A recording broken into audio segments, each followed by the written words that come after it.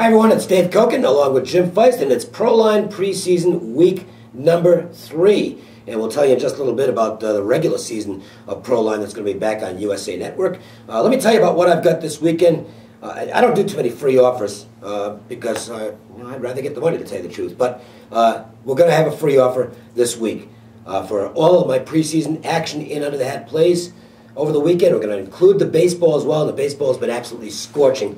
No complaints with the preseason football either. It's been real good lately. Just call my toll-free number, 1-866-896-1634. Friday, Saturday, Sunday, and I'll include Monday as well. 4 days of free winners in football and baseball. 1-866-896-1634. Here we go. Week 3. This is supposed to be the dress rehearsal week. I don't know if that's as true as it used to be, Jim. We're going to look at a couple of games, Philadelphia, KC, and Seattle, Minnesota. It used to be that this would be the game where the coaches played the regulars as much as the entire game sometimes, at least 3 quarters. But with all the injury situations, that's not always automatic anymore. Well, it's not a hard, fast rule, but definitely, I mean, I've been reading a lot of what the coaches are saying, and they are going to try to play these guys, the starters, that is, half to 3 quarters of the game. I didn't read anyone saying they're going to play them the entire game. But this is the week where you're going to get more of an idea what these teams are all about. Next week is a totally different case. Most of these guys don't play anybody. They just sit back, and week 4 of the preseason is just a total disaster. Unless you can find a coach who's really unhappy. Unless you can find that, which is what we look for. But for the most part, you're going to get most of the players going at it this week, real time. Dress rehearsal, good word. And we have a couple good games to talk about. Well, and one of them is the Eagles, who are at Kansas City. Now, they've had 2 different games so far. First team looked really good in the game against Jacksonville, completely dominated Jacksonville on both ends of the field in the first half of that game. But didn't cover. No, which I'm glad of, because well, actually I had the over in that game. So I had the over and the dog, so it was good for me. But Philadelphia did play well. They did. They did not last week. The first unit did nothing in. Horrible. Cincinnati drilled them. Well, here's the problem: is that in both games, even the game where they dominated against Jacksonville, the first team didn't finish off their drives.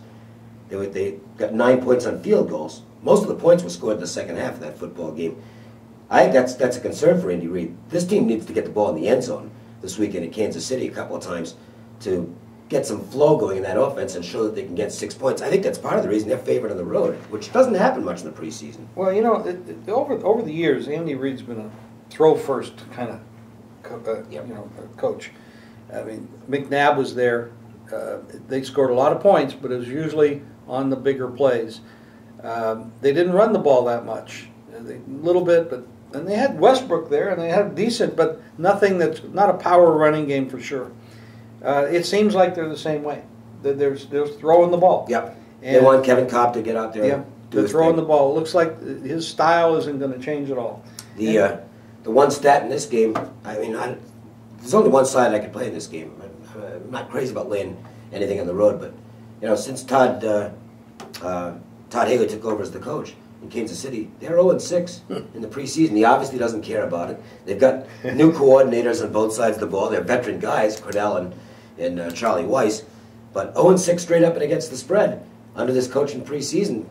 I'm not going to bet. You know, I'm wondering if it's that he doesn't care about it, or he cares but can't do anything about it. That may be it. You know, I mean, this is not a good football team. I mean, yeah, they could jump up and bite somebody, but how many over and under? What's the over and under on wins for this team for the whole year? 4 or 5? No, it's a little more than that. I actually think they might be a better football team than people think. Why?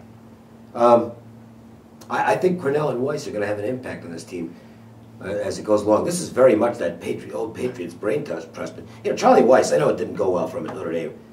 Not too many people doubt his abilities as an offensive coordinator. And same thing with Cornell handling a defense. So I think this personnel is going to get maxed out during the season. They may be a team that wins 7 games. As long as they have the talent, as long as the injuries don't hit them and they can replace the people that do go down.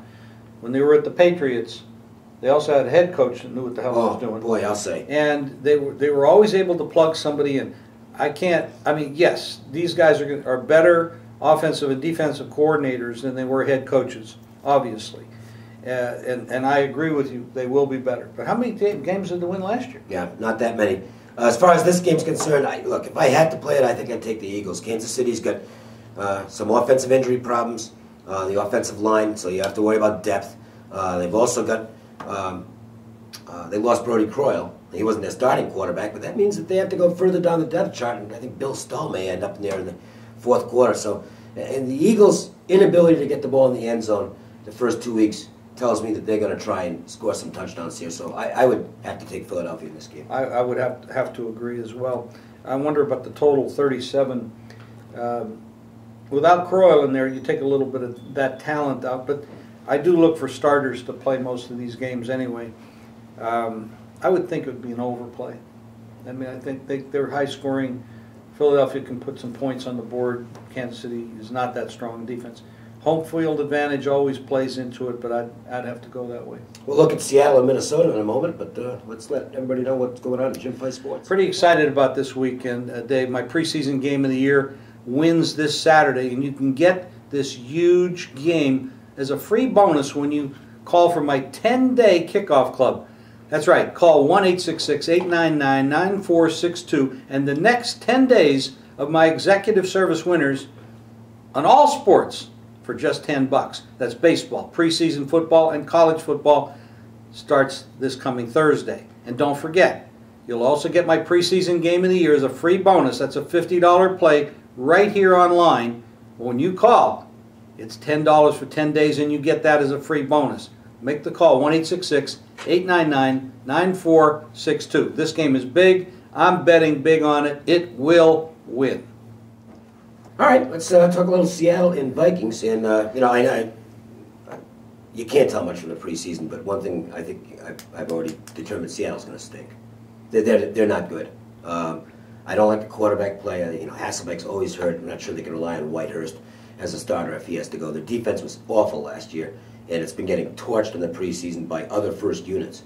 I think they gave up a ton of yards to Green Bay's first unit last week. And I know Green Bay's a good football team, Jim, but it's scary. I think Seattle could be a really bad team this year. Well, I think there's a number of teams in the league that we know are going to be bad, and they're not going to jump up and go from the bottom to the top like we've seen in other years. The Bills being one of them, Kansas City being one, Rams being another, and Seattle.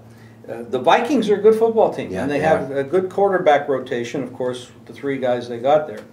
But they have trouble at wide receiver right now. They've got a lot of injuries. Big trouble. Yeah. They do have good running backs.